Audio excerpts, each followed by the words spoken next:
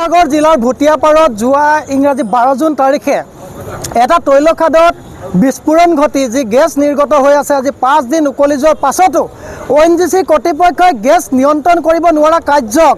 আমি অসমীয়া যুৱ মঞ্চ শিৱসাগৰ জিলা সমিতিয়ে তীব্ৰ ভাষাৰে গৰিহণা দিছোঁ আৰু ইয়াৰ সমান্তৰালকৈ আমি ONGC খকিয়াই দিব বিচাৰিছোঁ যে আপোনালোকে অসমৰ বিভিন্ন প্ৰান্তত আপোনালোকে প্ৰত্যেক দিনে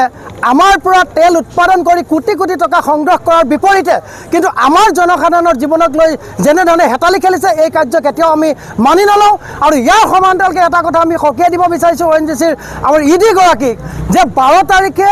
আমাৰ যেটো ভুটিয়াপাৰৰ তৈলখাদত গেছৰ বিস্ফোৰণ ঘটি আজি তাৰিখত গেছ নিৰ্গত হৈ আছে যাৰ ফলত এজনকৈ ব্যক্তি ইতিমধ্যে মৃত্যু হৈছে বৰ্তমান 3জনকৈ ব্যক্তি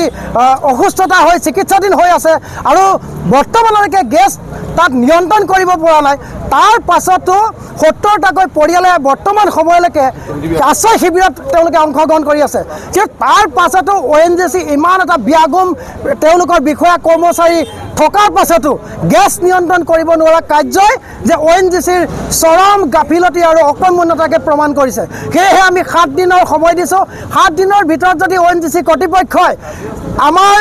ভুটিয়াপাৰৰ তৈলখাদৰ গেছ নিয়ন্ত্ৰণ কৰি যদি পুনৰ যাতে আমাৰ বাঘজনৰ দৰে কাণ্ড নহয় তাৰ কাৰণে যাৱতীয় পদক্ষেপ গ্ৰহণ নকৰে আমি ONGCৰ বিৰুদ্ধে কিন্তু কঠোৰতকৈ কঠোৰ আমি আন্দোলনৰ কাৰ্যসূচী হাতত ল'বলৈ বাধ্য হ'ম